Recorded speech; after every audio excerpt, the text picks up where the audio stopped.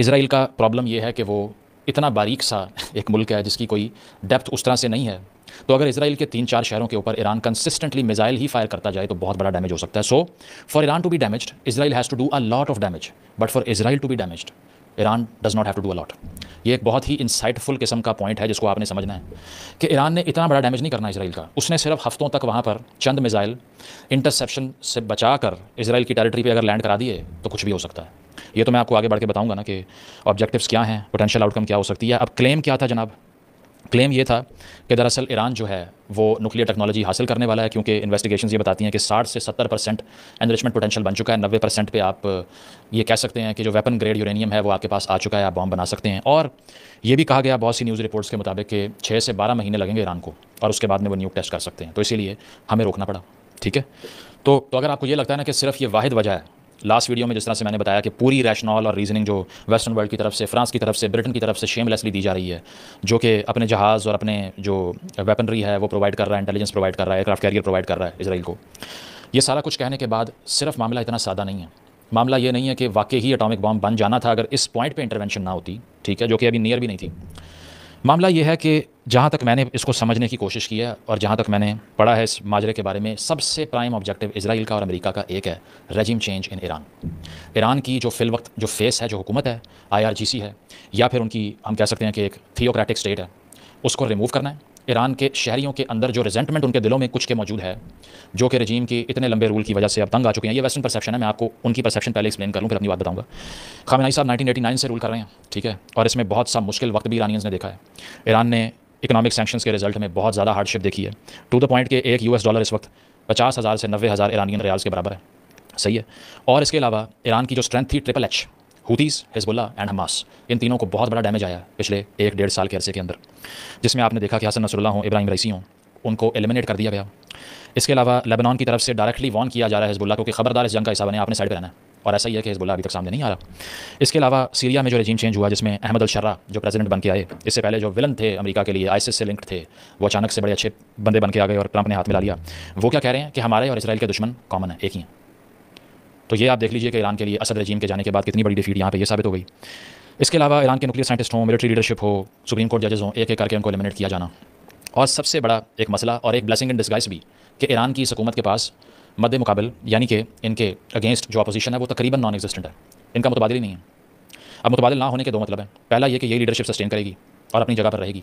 दूसरा ये कि लोग जितने भी रजीम से तंग आए होंगे उनके पास सेकंड ऑप्शन क्या है? कुछ भी नहीं। और पहला खतरा भी ईरान को यही है कि अगर इस लीडरशिप को कंप्लीटली वाइप आउट कर दिया अमेरिका इसराइल के नेक्सस ने, जिस तरह मैंने खामेनेई साहब की असैसिनेशन की बात की है, पोटेंशियल रखता है इसराइल, तो फिर कौन रूल करेगा? ये भी बहुत बड़ा मसला है। क्या अल-शर्रा की तरह का कोई पपेट लाके वो उठा देंगे? ये भी बहुत बड़ा सवाल है।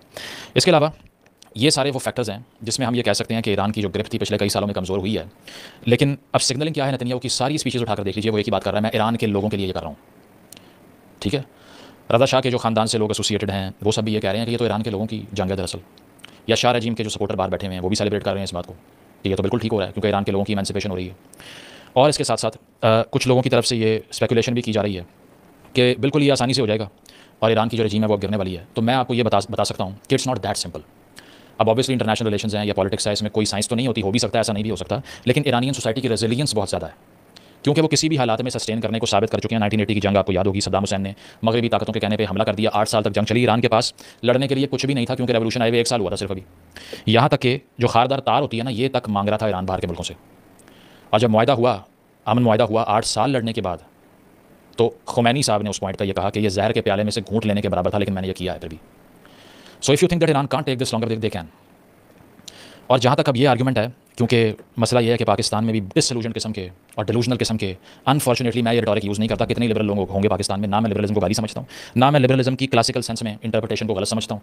Even I will identify with that interpretation, चाहे मुझ पर जितनी भी तनकीद हो। लेकिन इसी क्लोदिंग में कुछ लिबरल्स जो हैं वो बैठ कर ये बात कर रहे हैं कि हर कोई जो इस वक्त इसराइल के इनिशिएटिव को सपोर्ट नहीं कर रहा वो ईरानी मुल्लाओं के साथ खड़ा हुआ है। तो उनके लिए अर्ज़ है कि आपकी बेवकूफ़ी का आलम यह है कि आप लोकल मैसेज की स्ट्रगल फॉर एमेंसिपेशन को इक्वेट करते हो इंपीरियलिज्म से। आप ये कहते हो कि बाहर से जो ताकत लिबरेटर बन के आ रही है ना, वो असल में ऑर्गेनिक चेंज है।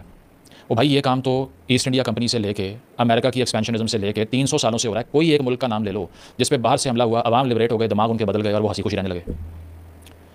तो यहाँ पर उनके लिए जवाब ये है जो पाकिस्तान में बैठ के चीख रहे हैं कि क्यों सपोर्ट कर रहे हो इस बात को, तो सपोर्ट नहीं कर रहे। बात ये कर रहे हैं कि इंटरनेशनल लॉ की यार्ड स्टिक से एक अग्रेसर स्टेट वो है जो कि किसी भी मुल्क की सॉवरन बाउंड्रीज को ब्रीच करके बॉम्ब करके चली जाए। उसके अंदर क्या हो रहा है वो सारा इररेलेवेंट है मेरे नज़दीक। So when it will be Iranian people versus the Iranian theocratic totalitarian regime, which I say is totalitarian, I will back the Iranian people। अगर आपको लगता है कि इसका सबूत नहीं है, मेरे चैनल पे जाएं, मासा अमीनी वाली तहरीक पे वीडियो देख लीजिए जो ईरान की ज़िंदगी आज़ादी वाली स्ट्रगल थी। मैंने उसमें सर्कल ऑफ ईवल कंट्रीज़ में से एक बोला हुआ ईरान को, और मैंने ये कहा है कि they are a part of a massive problem. Iranian people have to get rid of these people, but at this point जब उनके अगेंस्ट वो इसराइल खड़ा हुआ है जो कि राइजिंग लाइन इसीलिए नाम रख रहा है ऑपरेशन का क्योंकि उसका एक बिब्लिकल सोर्स में रेफरेंस मौजूद है, ये इंटरप्रिटेशन ली जाती है, या फिर वो प्री रेवोल्यूशन जो फ्लैग था ईरान का जिस पे शेर बना हुआ था, which is linked to the Persian past और ज़ोरोएस्ट्रियन पास्ट, वो सिग्निफाई ये कर रहा है कि मैं दरअसल इनको मार के आपको आज़ादी देने के लिए आया हूं। ऐसा है तो नहीं।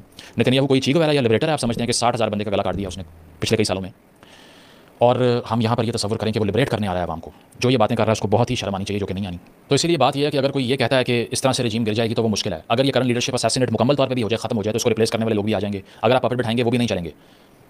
उसकी वजह कि ये ह्यूमन साइकोलॉजी है कि जब बाहर से हमला होता है तो लोग ऑन द डिफेंसिव आ जाते हैं। वो जितने भी डिसइल्यूजन्ड हों अपनी लीडरशिप से, उसके बावजूद वो अटैक्ट फील करते हैं। जिस तरह से ईरान में प्रोटेस्ट हो रहे हैं, लोग बाहर आए हैं सॉलिडारिटी शो करने के लिए, हालांकि ये वही ईरान है जहाँ चंद साल पहले सरकार के खिलाफ बाहर आए हुए थे लोग। तो बाहर से जो हमला होता है वो तो इंटरनल यूनिटी क्रिएट करता है। आपने पाकिस्तान का केस नहीं देखा अभी। तो मैं ये समझता हूँ कि अगर इस लीडरशिप को रिमूव भी कर दिया गया तो ऑब्जेक्टिव जो है वो अटेन नहीं होगा इसराइल का, ठीक है। और इसके साथ साथ पाकिस्तान में एक तबका ये भी है जो कि ढिंडोरा पीट रहा है और छाती पीट रहा है कि वाह जिंदाबाद छा गया ईरान, मारो इनको, खून के आखिरी कतरे तक लड़ो ईरान, हम तुम्हारे साथ हैं। तो भाई साथ हो तो इसका ये मतलब है कि ईरान को सफाई हस्ती से मिटाने के लिए आप सारा जिंगोइज्म फीड कर रहे हो। इसमें से 90% तो वो हैं जो पाकिस्तान में अलतशी कम्युनिटी को मुसलमान नहीं कहते, वो भी चीख रहे हैं, वो भी नाच रहे हैं, मैंने देखा है। और दरअसल सिर्फ इसी एतबार से अगर इसके अलावा कोई बात हो जाए तो वो कहेंगे नहीं, they are not part of the nation basically. लेकिन यहाँ पर वो ये चाह रहे हैं कि ईरान का हर बच्चा इस जंग में मर जाए। क्यों मर जाए भाई, पीस की बात करो। वही बात मैं कहूँगा जो कि हिंदुस्तान और पाकिस्तान के कॉन्फ्लिक्ट में कही थी कि यहाँ भी आप आर्गूमेंट ये बिल्ड करने की कोशिश करें कि अगर किसी न्यूक साइड के ऊपर इसराइल आके मार के जा रहा है, प्रोलिफरेशन होती है, हमारा तो नेबरिंग कंट्री है भाई, हमारे तो बॉर्डर के ऊपर पता नहीं सैकड़ों किलोमीटर तक की सरहद है उनके साथ।